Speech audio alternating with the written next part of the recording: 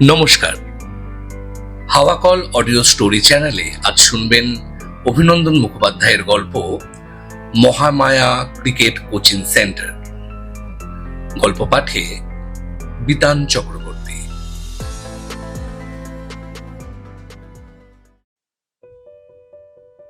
সপাটে cover ড্রাইভটা আছড়ে পড়ল নেটে।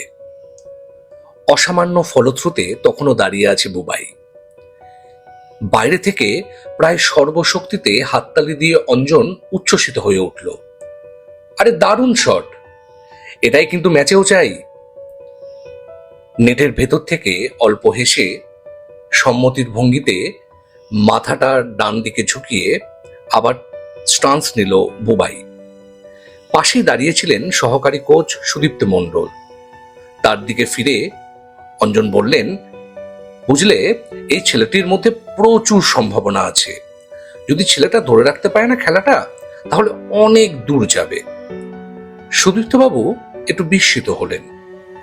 এতদিনের ক্রিকেট কোচিং সেন্টার চালিয়েও অঞ্জনবাবুকে কাউকে নিয়ে এতটা উচ্ছ্বসিত হতে আগে কোনোদিনও দেখেননি। আপনি কি এমন দেখলেন ছেলেটার মধ্যে যে এত নিশ্চিন্ত হচ্ছেন? সুদীপ্তবাবু প্রশ্নটা না করে পারলেন না। আরে একটু আগে যে কাভার ড্রাইভটা মারলো না, দেখলে তো? হ্যাঁ দেখলাম, যথেষ্ট নিখুঁত, কিন্তু এরকম শট এখানে অনেকেই মারে। ঠিক, কিন্তু ওর মধ্যে একটা অতিরিক্ত জিনিস আছে, সেটা হলো কল্পনা। বলটা নেটে জড়িয়ে যাওয়ার পরেও বেশ কিছুক্ষণ বলের দিকে তাকিয়ে থাকলো। অর্থাৎ ও কল্পনায় দেখতে পাচ্ছে বলটা ফিল্ডারদের নাগাল এড়িয়ে সোজা মাঠের বাইরে চলে যাচ্ছে। বুবাই বাস্তবে এখন নেটে আছে, কিন্তু কল্পনায় ম্যাচ খেলছে। বাকিদের মধ্যে আমি এটারই অভাব দেখি। তারা শুধুই প্র্যাকটিস করে, আর বুবাই ম্যাচ খেলে। এই ছোট্ট মফস্বল শহরটা 3টে স্কুল, একটি কলেজ, একটি সিনেমা হল আর মাঝারি ব্যস্ততা নিয়ে নির্বিঘ্নে চলতে থাকে সারাটা বছর। তার মাঝে শহরের উপকণ্ঠে এক টুকরো স্বপ্নের মতন গড়ে উঠেছে মহামায়া ক্রিকেট কোচিং সেন্টার। কোচের নাম অঞ্জন সাহা। এই অঞ্জন সাহাকে নিয়ে একটা সময় আশায় বুক বেঁধেছিল এই শহরের মানুষেরা। দুর্দান্ত ক্রিকেটার হিসেবে তার নাম ছড়িয়ে পড়েছিল। কলকাতা শহর থেকে বেশ কিছুটা দূরে হলেও নিজের চেষ্টায় এবং যোগ্যতায় ময়দানে প্রথম ডিভিশন ক্লাবে খেলার সুযোগ পায়। উইকেট কিপার এবং ধৈর্যশীল ওপেনিং ব্যাটসম্যান হিসেবে দুরন্ত পারফরমেন্স তাকে বাংলা রঞ্জি দলে সুযোগ করে দেয়। সিজনের দ্বিতীয় ম্যাচে পাঞ্জাবের বিপক্ষে সুযোগও পায়, কিন্তু সেদিন কি যে হয়েছিল কে জানে। দ্বিতীয় ইনিংসে মাত্র 5 এবং 0 রানে আউট হয়ে যায়। একই সাথে গুরুত্বপূর্ণ মুহূর্তে একটা ক্যাচও মিস করে।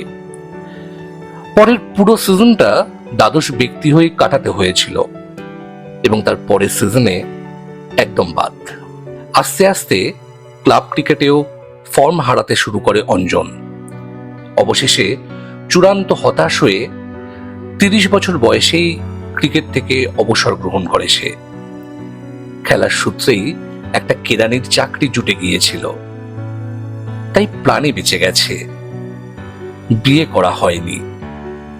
বৃদ্ধ বাবা মাকে নিয়েই তার সংসার। ধীরে ধীরে শহরের মানুষও অঞ্জনের প্রতি আগ্রহ হারিয়ে ফেলল। ধুলে পড়া উজ্জ্বল স্মারকের মতো সে রয়ে গেল শহরের বুকে। খেলা ছাড়ার পর বেশ কিছুদিন মনমরা হয়েছিল অঞ্জন।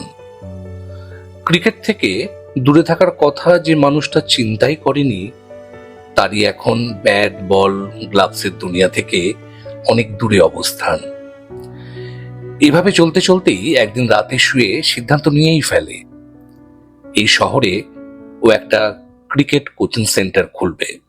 দীর্ঘদিন ময়দানে বড় ক্লাবে খেলার ফলে কিছু মানুষজনের সাথে যোগাযোগ ছিলই, ফলে কিছু টাকা পয়সা জোগাড় করতে অসুবিধে হলো না।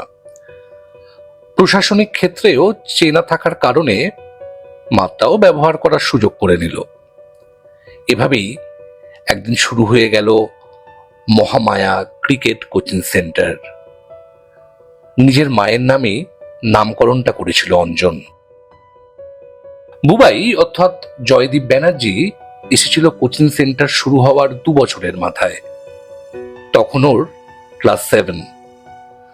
প্রথম দিন দেখেই অঞ্জন বুঝে গিয়েছিল এই ছেলেটা একদম আনকাট হিরে, খালি ঘষে মেজে দুতিটা বের করতে হবে। বুবাইও বাধ্য স্টুডেন্ট, অঞ্জন যেমনটা দেখায় তেমনটি শিখে নেওয়ার আপ্রাণ চেষ্টা করে এবং অল্প সময়ে আয়ত্তও করে নেয়। এই 2 বছরে অঞ্জন প্রথম একজনকে নিয়ে স্বপ্ন দেখতে শুরু করেছে। জেলার অনূর্ধ্ব 17 টিমের আজকে ম্যাচ। বুবাই যথারীতি নির্বাচিত হয়েছে জেলার দলে। অবশ্য নির্বাচিত না হলেই অঞ্জন অবাক হতো। বিভিন্ন স্কুল থেকে জেলার দল নির্বাচনের জন্য যখন প্লেয়ারদের পাঠাতে বলা হয়েছিল, অঞ্জন ছুটে গিয়েছিল বুবাইয়ের স্কুলে। হেড স্যারকে অনুরোধ করেছিল বুবাইকে যেন অবশ্যই ট্রায়ালে পাঠানো হয়। হেড স্যার প্রথমে একটু গাঁইগুই করেছিলেন, বললেন কিন্তু অঞ্জনবাবু সামনে মাধ্যমিক, আর জয়দীপ একজন ব্রাইট স্টুডেন্ট, আমাদের বিশ্বাস ও এবারে আমাদের স্কুল তথা জেলার মুখ উজ্জ্বল করবে। এই সময়ে খেলা নিয়ে মেতে থাকলে ওর তো পড়াশোনায় ক্ষতি হবে বলুন। অঞ্জন প্রায় কাকুতি মিনতি করে বলল, কিন্তু স্যার ও একজন দুর্দান্ত ক্রিকেটারও, আমি নিশ্চিত ও জেলার দলের সুযোগ পাবে আর ভালো খেলে আমাদের জেলাকে গর্বিত করবে। আমি কথা দিচ্ছি পড়াশোনার কোনো ক্ষতি হবে না। আচ্ছা বেশ, ও ভালো ক্রিকেটার সেটা আমারও অজানা নয়, আমি নাম পাঠিয়ে দেব। তবে তার আগে ওর বাবা মায়ের পারমিশন নিয়ে আসতে হবে, কারণ ওর বাবা আমায় পরশুদিন অনুরোধ করে গেছেন পড়াশুনো ছাড়া আর কোনো দিকে যেন জয়দীপকে যুক্ত করা না হয়। স্কুল টিচার হিসেবে আমারও তো একটা দায়িত্ব আছে বলুন। সেটা আমি দেখছি স্যার, আজকেই দেখছি, আশা করছি হয়ে যাবে। বুবাইয়ের বাবা মা আমাকে খুব ভালোবাসেন। তবে যতটা সহজে অঞ্জন বলেছিল হয়ে যাবে, অতটা সহজ হয়নি বিষয়টা।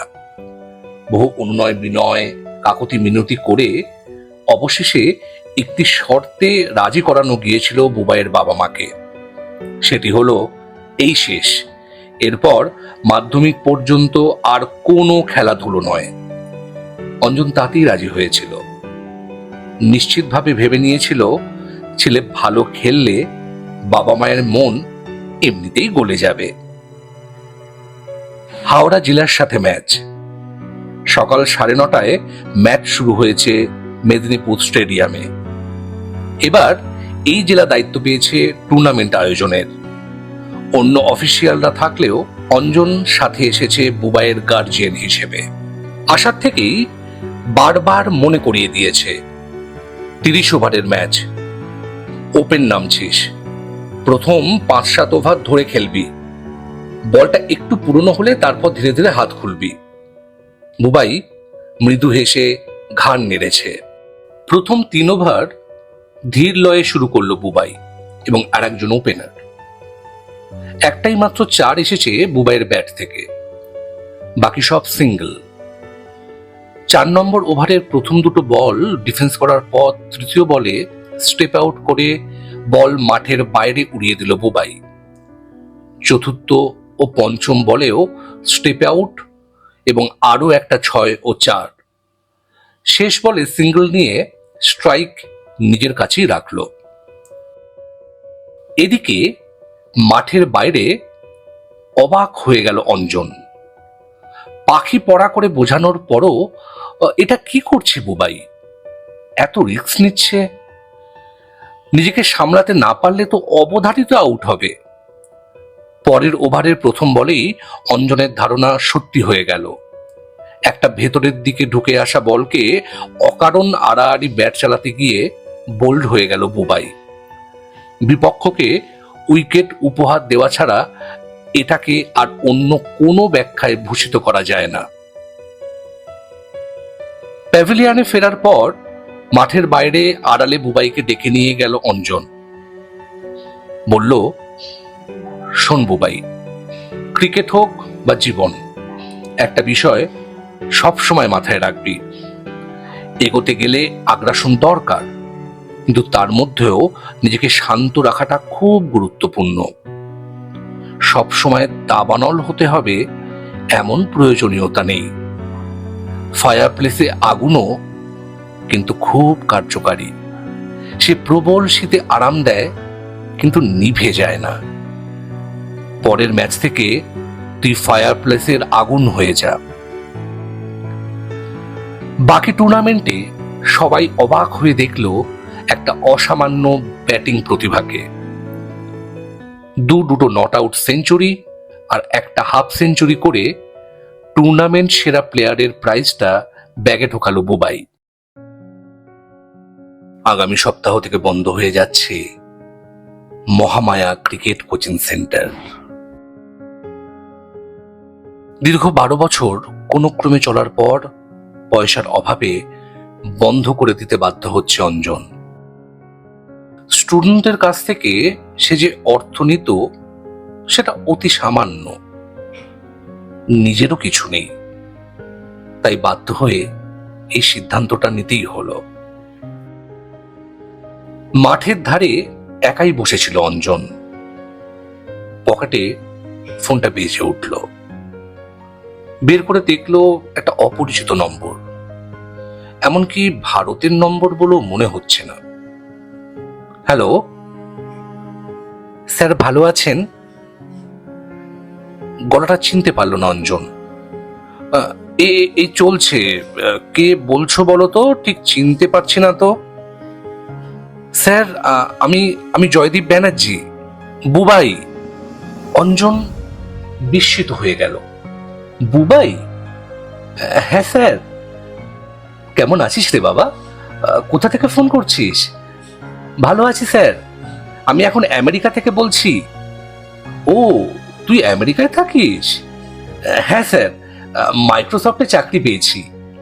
তো দারুণ খবর। তা বল, কি কারণে এতদিন বাদে মনে পড়লো স্যারকে? বাবার মুখে শুনলাম আপনি নাকি ক্রিকেট কোচিং সেন্টার বন্ধ করে দিচ্ছেন। হ্যাঁ রে বাবা, টাকা পয়সায় আর কুলিয়ে উঠতে পারছি না। তোদের কাছ থেকে তো সেভাবে কোনোদিনই টাকা নিইনি, শুধুমাত্র নিজের জেদে আর ভালোবাসায় চালিয়ে গেছি। কিন্তু ভালোবাসা দিয়ে আর চালানো যাচ্ছে না। স্যার, আপনার মনে আছে সেই জেলা টুর্নামেন্টের ম্যাচটা? আমি প্রথম ম্যাচে বাজে আউট হয়ে যাওয়ার পর আপনি শিখিয়েছিলেন শান্ত আগ্রাসন কাকে বলে। ওই কথাটা আমি জীবনের বেদবাক্য করে নিয়েছি। পড়াশোনার চাপে আমি হয়তো ক্রিকেটটা খেলতে পারিনি, তবে পড়াশোনা করতে গিয়েও আমি এই শান্ত আগ্রাসনটাই কাজে লাগিয়েছি। অধৈর্য হইনি, সঠিক সময়ের অপেক্ষা করেছি। স্যার, আমি কিন্তু নিভে যাইনি। আমার একটা ছোট্ট অনুরোধ আছে, রাখবেন প্লিজ? হ্যাঁ, বল না। আপনাকে 1 লক্ষ টাকা পাঠাতে চাই মহামায়া ক্রিকেট কোচিং সেন্টারের জন্য। আমি পারিনি তো কি হয়েছে, হয়তো আগামীতে অন্য কোনো বুবাই উঠে আসবে, ভারতের হয়ে খেলবে, দেশের নাম উজ্জ্বল করবে। আপনি না করবেন না স্যার, প্লিজ। হঠাৎ যেন অঞ্জনের মুখের সমস্ত ভাষা জাদু বলে ভ্যানিশ করে দিল। বিস্ময়ে এবং আবেগে আর একটাও কথা বলার মতো অবস্থা রইল না। কোনো শব্দ না পেয়ে ফোনের ওপাশ থেকে বুবাই প্রায় চিৎকার করে উঠল, স্যার স্যার স্যার, শুনতে পাচ্ছেন? আপনার অ্যাকাউন্ট নাম্বারটা আমাকে মেসেজ করে দেবেন, আমি টাকা পাঠিয়ে আপনাকে ফোন করে দেব। অঞ্জন শুধু ধরা গলায় বলতে পারল, আচ্ছা রে। চোখের পাতা ভারী হয়ে উঠল অঞ্জনের। হয়তো 1-2 ফোঁটা জলও এখনো গড়িয়ে পড়বে শুকনো মাঠের বুকে। বসন্তের হাওয়া দিচ্ছে হু হু করে। 1 সপ্তাহ পিচে জল দেওয়া হয়নি। আগামীকাল থেকে আবার নেট পড়বে। লাল চকচকে বলটা মাটিতে পড়ে বিদ্যুতের মতো ধেয়ে যাবে ব্যাটসম্যানের দিকে, আর অবলীলায় সেই বিদ্যুৎটাকে ব্যাটের মাঝখান দিয়ে থামিয়ে দেবে অন্য কোনো বুবাই। ইনসুইং আউটসুইং স্কোয়ার কাটে ভরে উঠবে মাঠ। আবার হৈ হৈ করে শুরু হয়ে যাবে মহামায়া ক্রিকেট কোচিং সেন্টার।